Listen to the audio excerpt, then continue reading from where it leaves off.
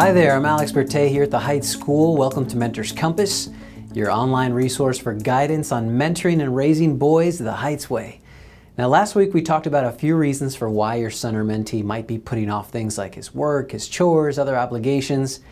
This week I want to talk about some ideas for how you can help him control what he can control to facilitate his getting things done, specifically academic things, without unnecessary delay. So, without further ado, let's just jump right into it. Okay, so the first step, the most basic, is just making sure that he has an area suitable for working. A place where he can plan, where he can think, where he can do deep work. So not the playroom, not the game room, not even his bedroom if it doubles as a personal entertainment center, which is also something that should be addressed. This place needs to be clean, tidy, well lit, organized, simple, Spartan-like, free of clutter, conducive to clear thinking and study and quiet. And in this place, you should have readily available all the materials he needs to do his work, like his assignment planner, pens, paper, textbooks, sharpened pencils, highlighters, eraser, desk lamp, desk colored pencils, etc. So anybody who's done really good work or come up with a really great idea or who is just trying to get things done will always seclude themselves. Right? And your son or your mentee needs the same thing, a place where he can do that.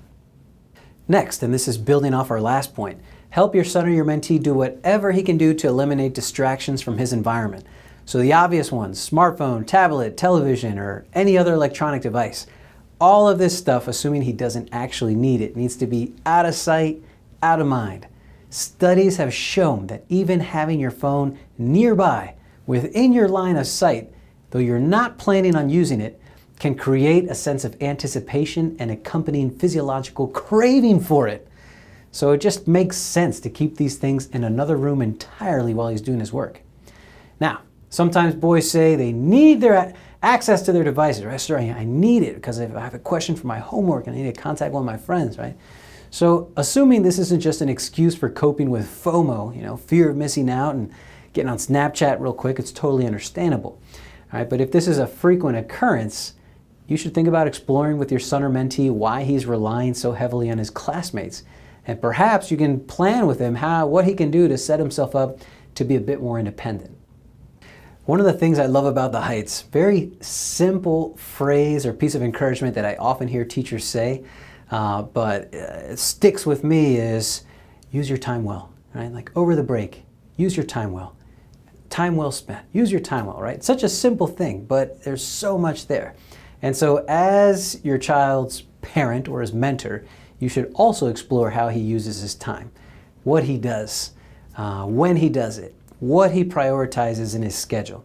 So in my experience, boys who struggle with, for example, literature, often have a difficult time of it because they start their reading after dinner, after practice, after some entertainment, after doing other homework. And not only that, but it's late in the evening, they're lying in bed, they're in their jammies. And I'm like, well, it's no wonder you're reading the same lines over and over again and telling yourself you have no idea what this book is about. You're priming your brain for sleep, not study.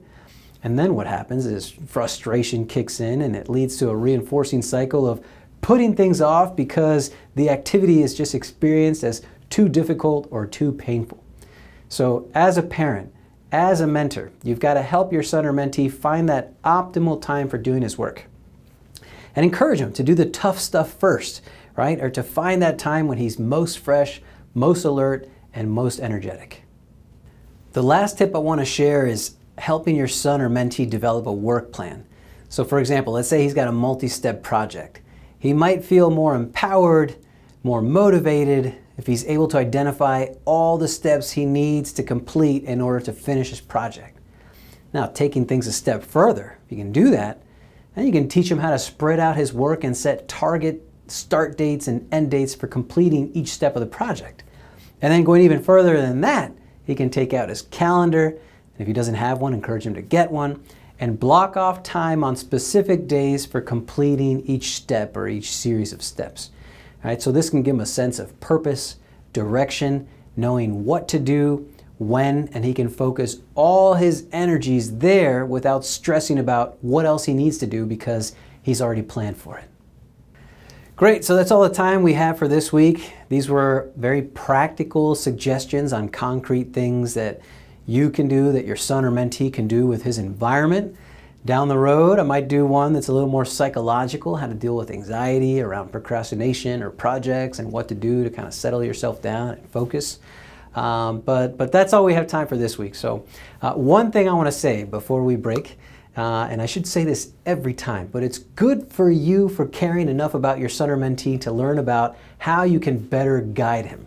That's awesome. So we're so grateful to have you with us here at the Heights and Mentors Compass, and I look forward to seeing you next week. Take care.